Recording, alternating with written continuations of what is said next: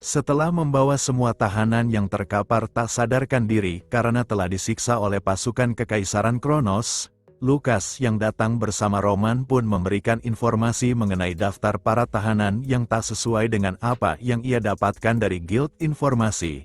Dan dengan apa yang dikatakan oleh Lukas tersebut, Roman pun bertanya kepada bawahan Baron Maegheaton, di mana sisa para tahanan yang mereka sembunyikan, dan dengan paniknya, bawahan Baron Maegheaton pun menyangkal tuduhan dari Lukas tersebut dan berkata, kalau dia telah membawa semua para tahanan ke hadapan Roman Dimitri, dan meski ia tidak tahu serta tidak yakin kriteria apa yang digunakan di daftar yang dibawa oleh Lukas tersebut, tapi jika benar dan tidak ada di hadapan mereka, bawahan Baron Maegheaton berkata kalau mungkin orang yang tidak ada telah mati dalam peperangan yang sudah terjadi.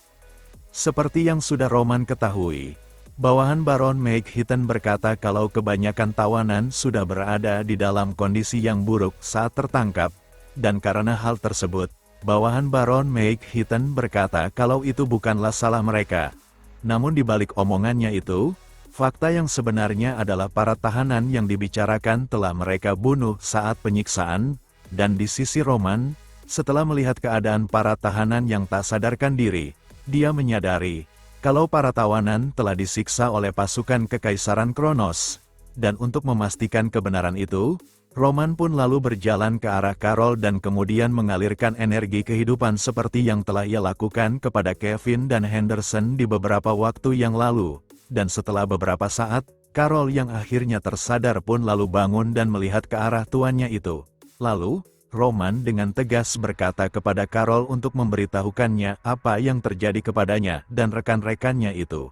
Dan hal tersebut pun mulai membuat bawahan dari Baron Maegheaton pun mulai merasa panik.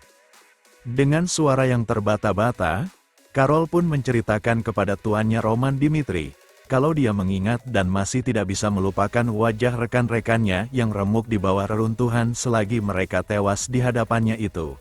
Namun apa yang lebih tak tertahankan dibanding rasa sakit akan jari dan kulitnya yang robek. Sambil meneteskan air matanya, Carol berkata kalau itu adalah kebohongan yang mereka para pasukan Kekaisaran Kronos katakan kepada tuannya itu. Dan dengan apa yang sedang terjadi di hadapannya itu, Carol pun akhirnya menyadari, kalau Dimitri bukanlah kerajaan yang membuang orang-orangnya, melainkan Kekaisaran Kronoslah yang jahat menyembunyikan kebenarannya dan memaksakan perjanjian gencatan senjata. Dan di sisi Roman, setelah mendengar apa yang terjadi terhadap bawahannya tersebut, Roman pun lalu bertanya kepada Carol, siapa yang melakukan itu kepadanya sampai mendapatkan luka seperti itu. Dan dengan bersusah payah Carol mengangkat tangannya itu, dia pun lalu menunjuk ke arah Jason dan berkata kalau pria sialan itulah yang melakukan kekejaman terhadap mereka. Dan Jason yang ketakutan pun, dia langsung berlari untuk mencoba melarikan diri. Namun, Chris dengan sigap bergerak cepat dan meraih kepala Jason untuk menjatuhkannya. Pada saat Jason mencoba menyadarkan dirinya karena dijatuhkan oleh Chris, Roman yang menghampirinya dengan mengeluarkan aura pekatnya itu. Meski Jason dengan sungguh-sungguh meminta maaf dan ampunan kepada Roman Dimitri, Roman tanpa ragu langsung memotong kedua kakinya itu. Dan pada saat ia sedang menjerit kesakitan karena kehilangan kedua kakinya itu, rekannya pun lalu datang dan berkata kepada Roman, bukankah mereka sudah memenuhi tuntutan Roman tersebut dan membawa semua tawanan yang telah ia minta? Tetapi, kenapa Roman masih melakukan tindakan tersebut kepada rekannya itu? Dan dengan tatapannya yang tajam, Roman berkata, kalau sampah ini yang dimaksudkan kepada Jason tersebut, dia telah menyiksa penduduknya, dan karena itu, Roman berkata kalau dia hanya membalas perbuatannya, namun setelah dipikir-pikir, hal tersebut masihlah kurang dan berkata kalau dia akan melakukan tindakan yang lebih buruk dari apa yang sudah ia lakukan barusan. Dan dengan situasi yang mulai memburuk itu, bawahan Baron Maegheaton pun berpendapat, kalau untuk menghentikan Roman Dimitri, pihaknya perlu membutuhkan komando yang lebih tinggi untuk menghentikan kekejaman Roman Dimitri. Setelah mengambil keputusan memanggil Markis Memphis untuk menghentikan kekejaman Roman Dimitri, pria tersebut yang menyampaikan kepada Markis Memphis, kalau Roman tidak hanya melintasi perbatasan tanpa pemberitahuan, Bawahan Baron Maekhieten juga berkata kalau sekarang Roman telah mengeksekusi penduduk mereka dengan sendirinya yang ia anggap kalau tindakan tersebut sudah kelewat batas.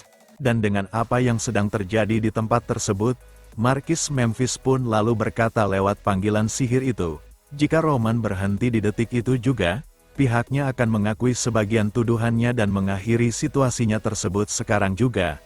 Namun, Roman yang mendengar itu, dia pun berkata, jika pihak Kekaisaran Kronos mengakui kesalahannya itu, maka, Roman berkata kalau dia akan memberikan kesempatan untuk membuktikan ketulusan pihak Kekaisaran Kronos, dan untuk nyawa warganya yang disiksa sampai mati.